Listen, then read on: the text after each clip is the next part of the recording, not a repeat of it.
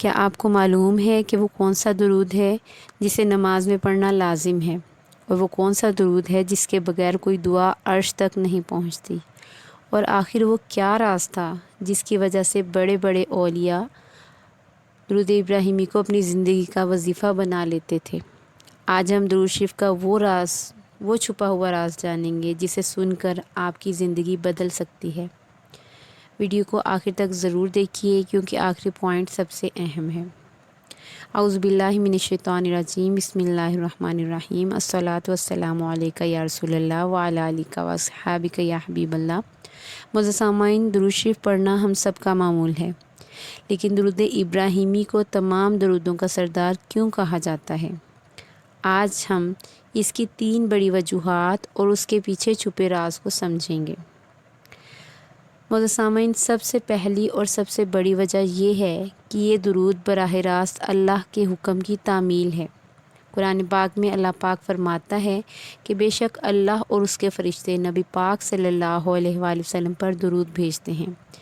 جب خود اللہ اور اس کے فرشتے یہ عمل کر رہے ہیں تو سوچیں اس عمل کی طاقت کتنی ہوگی۔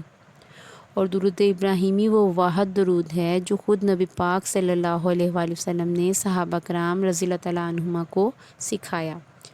جب انہوں نے پوچھا کہ یا رسول اللہ صلی اللہ علیہ وآلہ وسلم، ہم آپ پر درود کیسے بھیجیں؟ تو آپ صلی اللہ علیہ وآلہ وسلم نے یہ الفاظ سکھائے، یعنی یہ درود مسنون ہے۔ معزز سامعین، اس درود کو درود ابراہیمی کیوں کہا جاتا ہے؟ کیونکہ اس میں اللہ سے دعا کی جاتی ہے کہ اے اللہ، جیسے تو نے رحمت بھیجی ابراہیم علیہ السلام پر اور آل ابراہیم پر، ویسے ہی رحمت بھیج محمد صلی اللہ علیہ وآلہ وسلم پر اور آل محمد صلی اللہ علیہ وآلہ وسلم پر۔ حضرت ابراہیم کو خلیل اللہ یعنی اللہ کا دوست کہا گیا ہے، اور ہمارے نبی صلی اللہ علیہ وآلہ وسلم کو حبیب اللہ یعنی اللہ کا محبوب کہا گیا۔ جب آپ یہ درود پڑھتے ہیں تو آپ اللہ کے دوست اور اللہ کے محبوب دونوں کا وسیلہ اللہ کی بارگاہ میں پیش کر رہے ہوتے ہیں۔ اس سے بڑی سفارش اور کیا ہو سکتی ہے؟ یہی وجہ ہے کہ یہ دعاؤں کی قبولیت کا سب سے تیز ذریعہ ہے۔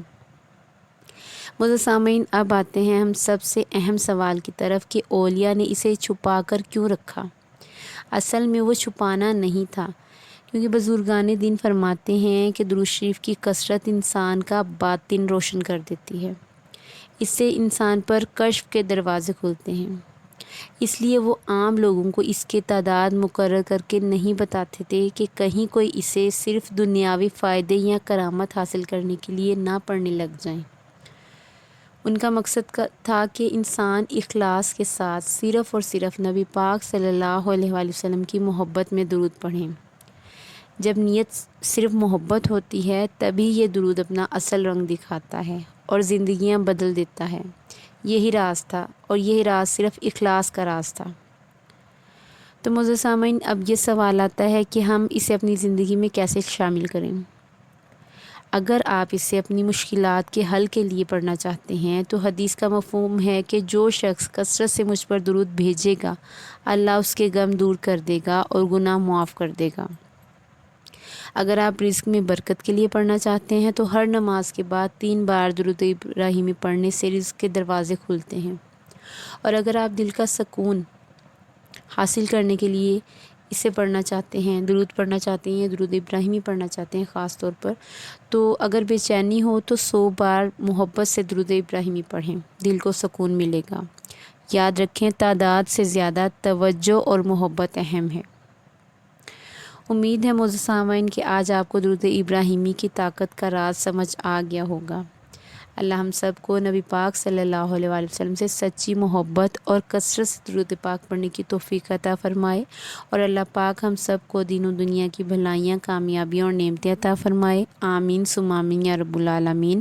اگر یہ بات دل کو لگی ہو تو ایک لائک ضرور کر کے ثواب میں شامل ہو جائیں، اور کومنٹ میں صلی اللہ علیہ وآلہ وسلم ضرور لکھیں، اور ایسی مزید ویڈیوز کے لیے چینل کو سبسکرائب کر لیں۔ اللہم صلی علی محمد وعلی آل محمد۔